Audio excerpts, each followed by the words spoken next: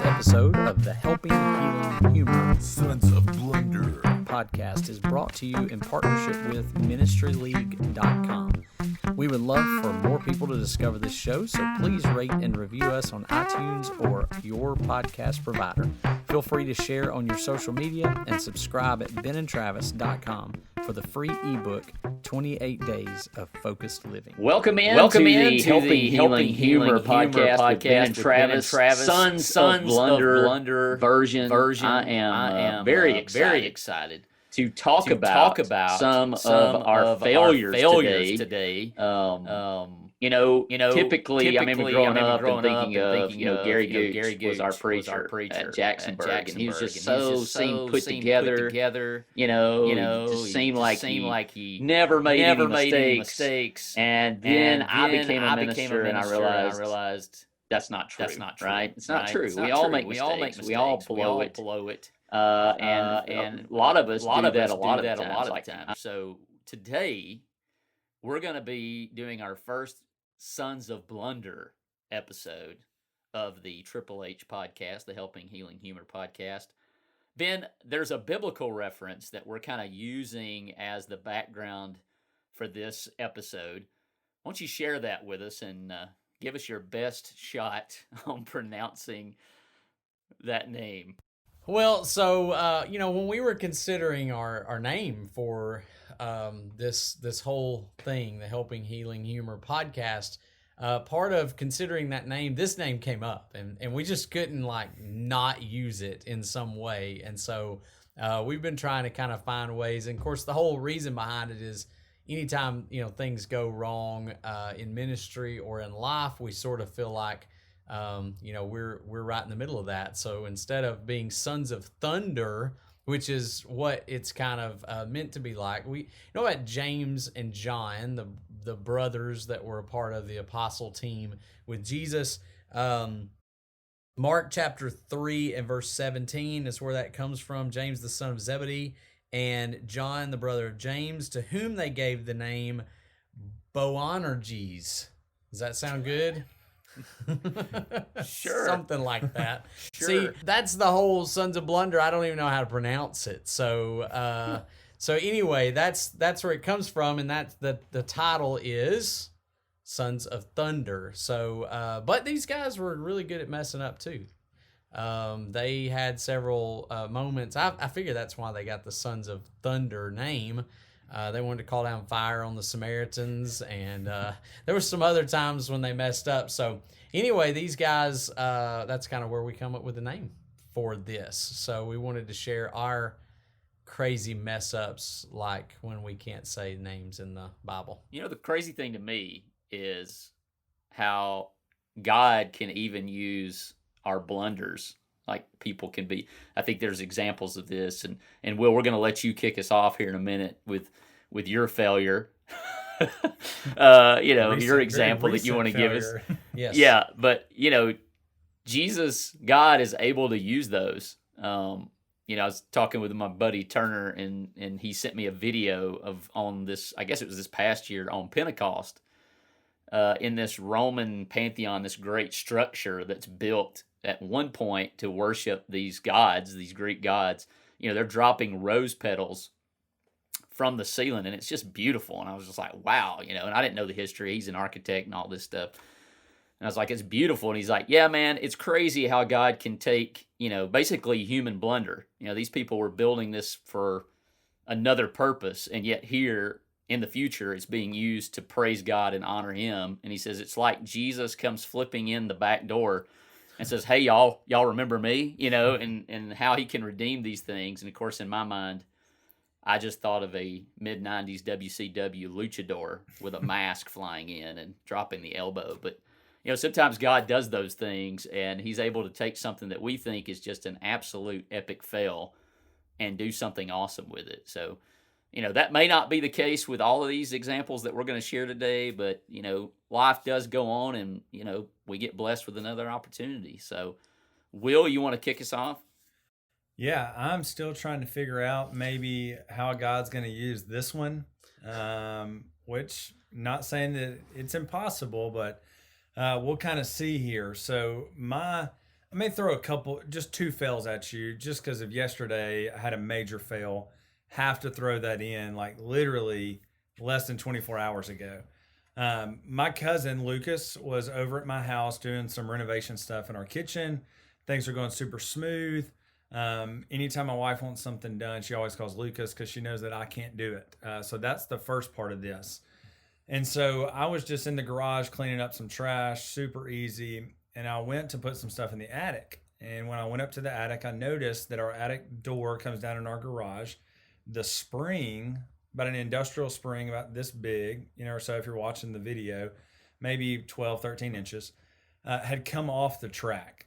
And so I was like, well, shoot, how hard is it going to be to put this industrial spring back on this, ladder here? The It's talking to great yourself question. is the first. Yeah, is the I mean, first it's thing like- that if you have to ask can't- that question, it's not going to end. I mean, well. it can't be this hard. It's like, been going to the gym. Let's see, surely we can stretch this spring out. So Lucas comes out there, and we get the ladder folded up and pushed back up into the ceiling because it won't just lock back in because, of course, the spring's broken or the spring came off the hinge. So he pushes it back up there, and I get the spring almost. I mean, it's like 2 centimeters away. And right when I almost go to hook it, it completely slips out of my hand and like compresses back towards me and back towards my left hand. And the moment that it does that, the end of the spring goes through my hand. And so I have a huge hole right between my index finger and my thumb in the web, and if you're on the video, you can kind of see where it's right in there. I won't give you the close-up shot because you can still see some of the fatty tissue, down in the hole. So have to go get 3 stitches last night, had to get some shots, tetanus shot, all that good stuff, because I thought, how hard could it be to put a spring back on a little ladder? So that was definitely my big fail number 1. And what's so frustrating about the fail is it's not even a good story. You come to church and everybody goes, hey, what are the, why are there stitches on your hand? You go, oh man, I've got to make up some type of lie, to at least tell the youth group because this doesn't sound cool at all. And so that was kind of a big fail that just recently, maybe the Lord's timing is a whole lot better than what we think it is. And what's crazy is you were at my house right before this happened, Yeah. and you came in, and I'm playing with, like a table saw and a reciprocating saw and a nail gun. And I asked you to stay and help, and you're like, I don't think I need to stay around all this stuff. I don't know how to do it. And then you go let a spring go through your hand. A spring, and whoever thought the spring is actually sharp? So it's not sharp; it's actually dull. So there's a lot of force coming back on. That dull hole coming through your hand. Is So definitely, definitely my fail. But if I could give you one ministry fail that sticks out, I had just gotten hired as a youth minister. So we're having our first lock-in. Hate lock-ins, can't stand them now. Loved them then. So we're having our There first is a lock-ins. time expiration date on lock-ins. Yeah, and when you mine hit was it. about a decade ago. Lock-ins in and of themselves are ministry fails. We probably should talk about that at length. After the first one, I was done. I didn't want any more. So we're having our first lock-in, straight out of college, 22 years old, trying to be the cool guy. So I said, let's play hide and go seek through the building. Sure. Nobody's here. It'll be fun, whatever. And my competitive nature just grabbed a hold of me. So I want to win. So I find the star safety of the football team. And I said, hey, me and you will be it. Let's go hide. Kind of like sardines, meet, hide and go seek. Let's see who can find us. So in my office, as a matter of fact, another attic door. So we climb up into the attic of the church. And he's wearing house shoes. And so I told him, super athletic guy, wonderful guy. If anybody could climb through the ceiling, it would be this dude. But he's got house shoes on. So we get up there, and of course, it's all 2x4s insulation. And I said, do not step off the 2x4. Stay on the 2x4s. That's the only way we can get to the other end of the building and just hide up here so that if anybody opens the door, they're not going to see us. He takes 2 steps, man. 2 steps straight through the drop ceiling of the foyer of our auditorium. And so the moment now that anyone walks into our building, they're going to see a huge hole right in the middle of the foyer. So he steps through, and the moment he steps through, one of the lifelong volunteers for the youth group turns the corner, and all they see is two legs in the middle of the ceiling, that are just falling straight through the ceiling. So needless to say, first big fail right there. And we had an elder man that he was one of those just drill sergeants when it came to taking care of the building. So of course I'm terrified. He's 85, ex-naval guy, all of that. And it's like the worst thing. So they had like a 3.5 hour singing the rest of the night. And me and two of the other volunteers found some towels, and we took some channel locks and redid the entire ceiling. And that elder to this day never found out about it. Never knew where it until was. somebody sends this to him. Yes. So for anybody, So is it that knows just that- ceiling tiles, or was it like sheetrock? No. So it was a drop ceiling. Okay, well that's good. But it is hard what the little tiles sit in, those little those metal yeah. things, the kind of trays of it. It bent that all. Yeah, to pieces. it bent that all to pieces. So we had channel locks just trying to bend all of that back together. So That's beautiful. when I left Huntington after 4.5 years, I actually told all the elders except that one.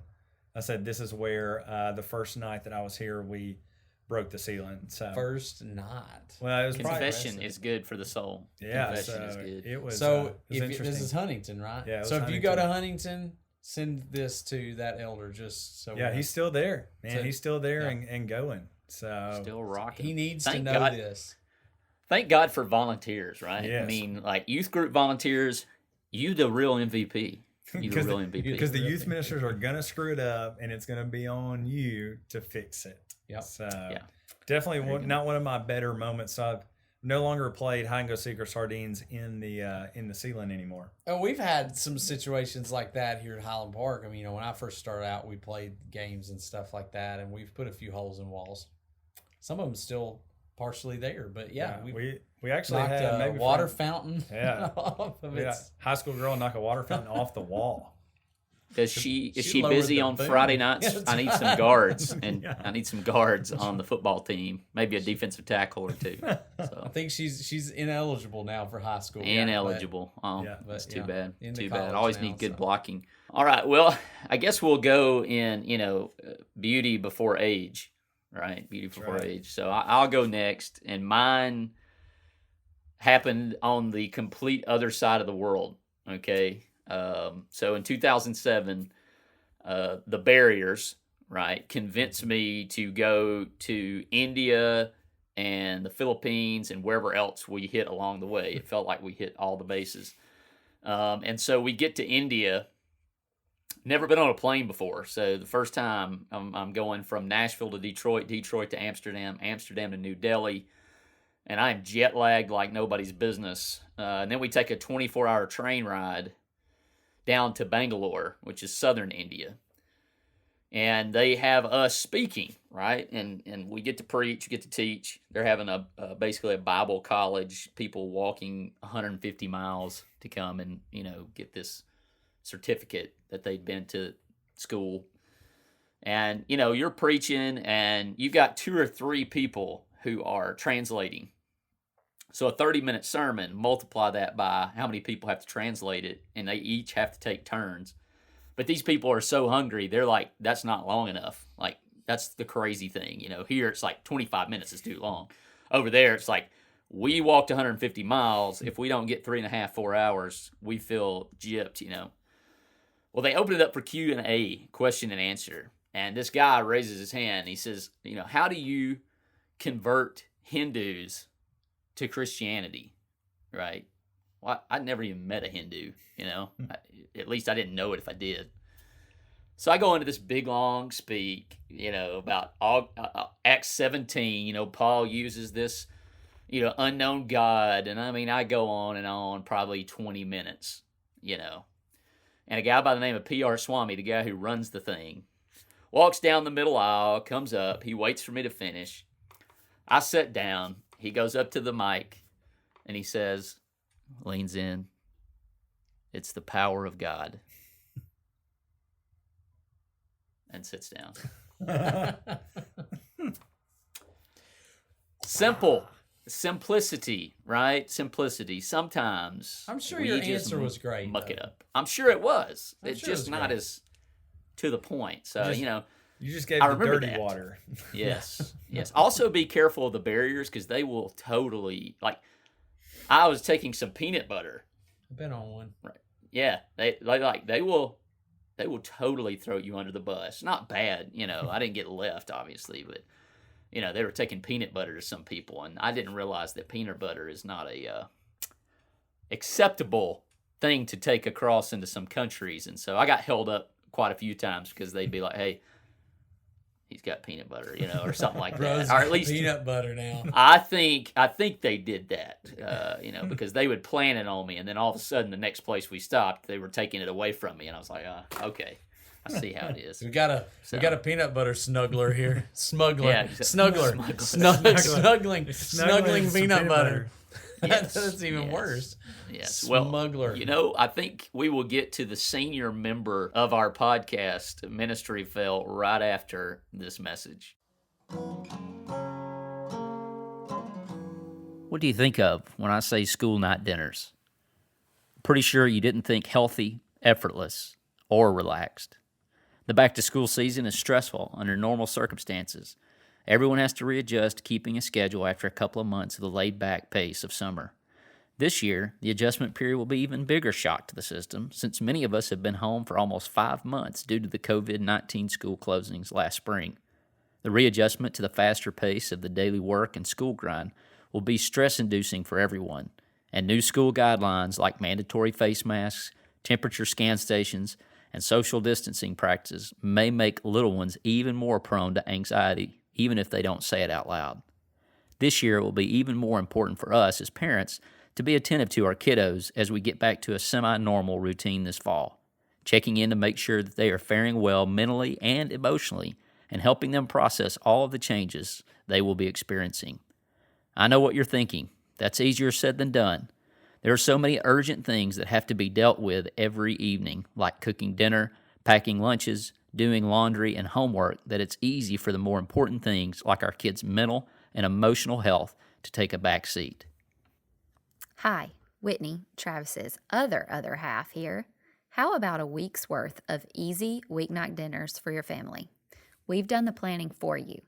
As a parent, the hours between the end of the school day and bedtime are precious. During the school year, our kids spend more waking hours with their teacher than they do with us. I don't know about you, but I don't want to waste the majority of that precious time in the kitchen. But I still want to provide my family with a healthy, tasty, and budget-friendly dinner. That's why we're giving you a meal plan with a week's worth of quick and easy, almost hands-free dinners for your family, complete with a grocery list. So you can take meal planning, shopping, and cooking off your to-do list. Now you have quality time to spend with your family. You can tend to the urgent and the important things and still have a relaxed, unhurried meal at the table with your family. Go to benandtravis.com/meal plan to sign up. We will send the meal plan and grocery list straight to your inbox. All right, welcome back to the Helping Healing Humor podcast, Sons of Blunder edition. Obviously, Travis, Ben, Will is with us, and it is the senior member of the podcast crew's turn to share us his ministry fail. Ben, what you got for us? Well, the bad thing about this is that I'm the oldest and I'm senile.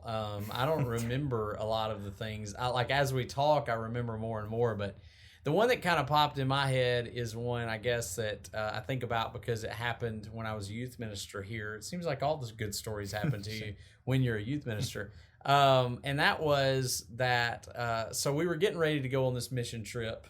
So there's a mission trip theme here too, I think. And mission trips with Highland Park never end. They end well, but the process there's is always stuff. Well, and you know the thing is, it's usually a bus, a bus or a van or something. And I could keep you all day telling you all the stories. There for a while, it was like, don't let Ben drive or be on your trip, or there's going to be something break down. That's pretty much true. I think there's a Ben and Travis video, right? There is. I was actually trusting thinking buses. about that. Yeah, I'm gonna put that link in the description. And this might actually be the same trip. I think it is the same trip that the bus that Russell Smeltzer put diesel in the gas. No, put gas in the diesel bus that we have. And So so you we had literally to- just threw him under the bus. I did. I just threw Russell under the bus. And he's one of our elders. And so this yeah, is great. and we sat there for the longest waiting on somebody to come pump, drain it out and then put it in. And I remember it really well because Jackson was really small and was asking why the bus was peeing. So it was as he was watching it drain the diesel out of it. But anyway, that was on that same trip. We get up. I had called ahead to a hotel to stop at on the way up. And so I talked to them about what they had, what the rates were, and I said, okay, so I need double beds in all those rooms. Kind of went through this whole thing, and then I hung up. I said I'll call back, later and get them.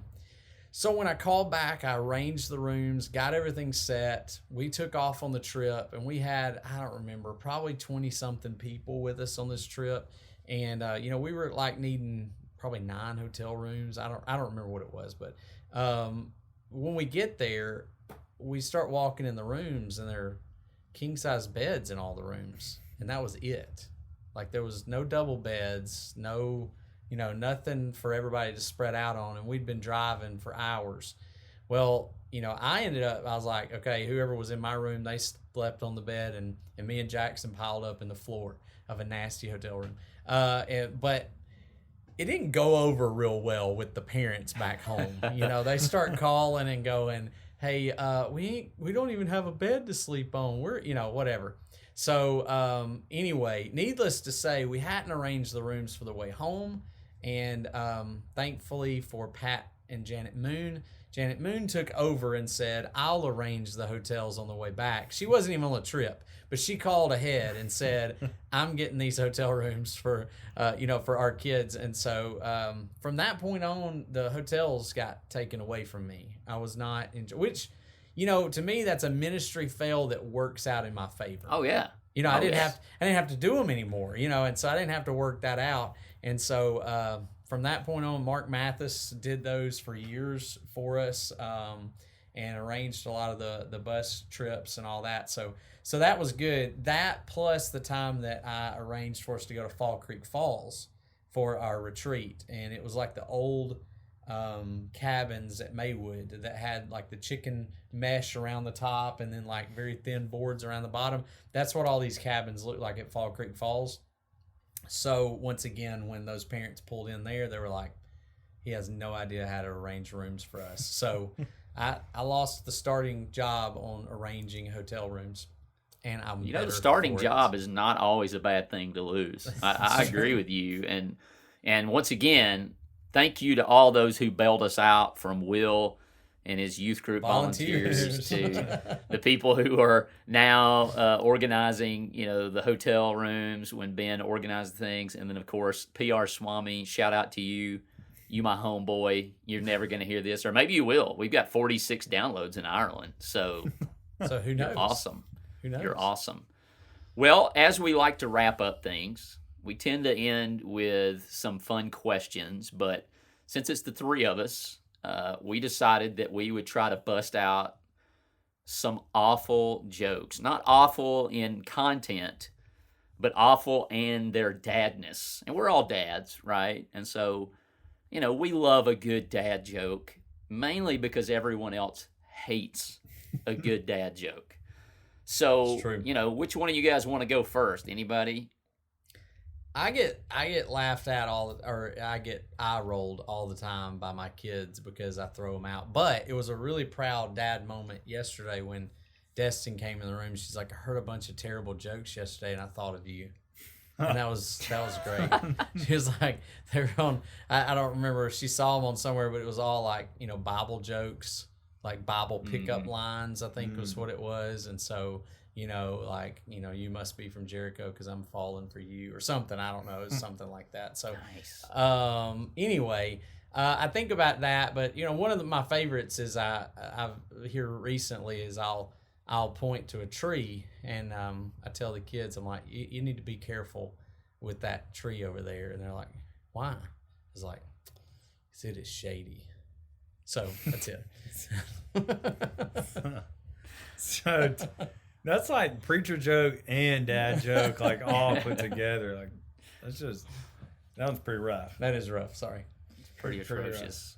Travis, I That one got sound- in a Go ahead. fight with a snail yesterday. It was a real slugfest. that was mine bad, and that one's okay. I don't Yeah. like the whole Well, like the guy who lost, his whole left side of his body. He's all right now. Sorry. Travis, bet you You're- can't work that one into a sermon. I bet I can. That tree one, Ben, reminds me of one of my favorites. You're driving down the road, you drive by a cemetery, you point at the cemetery to go, people are dying to get in there. We did that way too much during college. Oh, it was terrible. Way too It was much. awesome. Those It road was awesome. trips to go to different churches, different places. We would pass 1,000 of those things in Alabama and Tennessee and Kentucky, and that one got Every pulled time. out a lot. That one's kind of like every Andrew. A lot of people dying to go see him. It's true. His brother is. He's a First, mortician. yeah. He's an undertaker. Just kind of I fits. also like the Speaking of one the you could do. You could do peanuts. You could do pretzels. You could always, That one's the there were go-to. two pretzels. Two pretzels walking down the road. One was a salted pretzel. love it. I always like to take the salt shaker, put the knife on it at the restaurant, and go assault with a deadly weapon. This is terrible. It's Hey, what about that amazing. restaurant, Will, that you you talked about the other day? They just opened up a new restaurant on the moon. Solid food, no atmosphere. Oh, we probably should stop That's right there. That's probably time to call it Dunzo. Dunzo. Anything else, guys? Y'all want to Well, talk about? Well, I was wondering, Travis, since we're the sons of Blunder, I mean, that sounds an awful lot like a wrestling team. I mean, like Sons of Blunder wrestling team. So Yeah, I guess I there's think this curiosity, like, what would it be like if we were in a tag team match with somebody? Like, I don't know. Well, first of all, we'd be the tag team champions of the world, brother. Let me tell you, Dudley boys, I don't care if you're the tag team of ministry. We're going to come down there. I'm going to take you to the top rope, and I'm going to powerbomb you through a table. And then old Ben's going to run down. He's going to take a chair, and he's going to bash your little head in. But if you want this right now, you can bring it. We'll be in the church auditorium waiting all day long, brother. All day long. We'll put the belts on the line. But I want you to know this right now. By the end of it, you'll be Blunderstruck.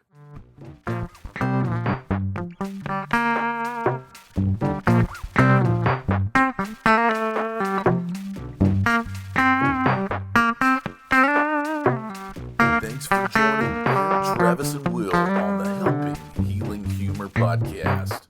Make sure to go to benandtravis.com for more content and to download the free ebook 28 Days of Focused Living.